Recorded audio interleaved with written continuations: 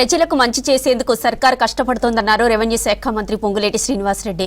BRS పాలనలో 10 ఏళ్లు కష్టాలు పడ్డారని ఇప్పుడు మళ్లీ ఆ పరిస్థితి రాకుండా సర్కార్ కృషి చేస్తోందన్నారు. ఖమ్మం జిల్లా రాయగూడెంలో ప్రజా దర్బార్ కార్యక్రమంలో పాల్గొన్నారు మంత్రి. గతంలో ప్రభుత్వం దగ్గరకు వెళ్లి సమస్యలు చెప్పుకునేవారని ఇప్పుడు ప్రభుత్వమే ప్రజల దగ్గరకు వచ్చి సమస్యలు పరిష్కరిస్తుందని తెలిపారు.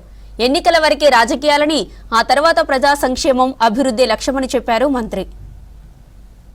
ఏ రాజకీయ పార్టీ అధికారంలో ఉన్న గ్రామమైనా కూడా అది మంచి పని అయితే, ప్రజలకి ఉపయోగకరమైనదైతే తప్పకుండా ఈ ప్రభుత్వ పక్షాన ఆ కార్యక్రమాలన్నీ కూడా చేస్తామని ఈ వేదిక ద్వారా ఈ నియోజకవర్గ ప్రజలకే కాదు రాష్ట్ర ప్రజలకు కూడా తెలియజేస్తున్నాం.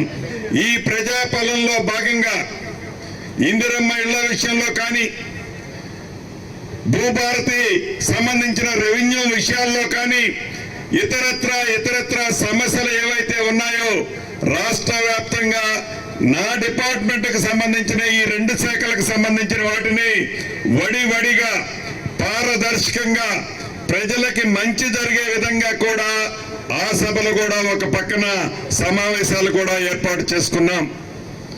ప్రధానంగా ఈనాడు వేసవికాలం ప్రతి గ్రామంలో ప్రధానమైన సమస్య, అక్కడొక గ్రామంలో అక్కడొక వీధిలో నీటి సమస్య, తాగునీరు సమస్య ఉండొచ్చు, కరెంటు సమస్య ఉండొచ్చు. భూభారతి వచ్చిన తర్వాత కూడా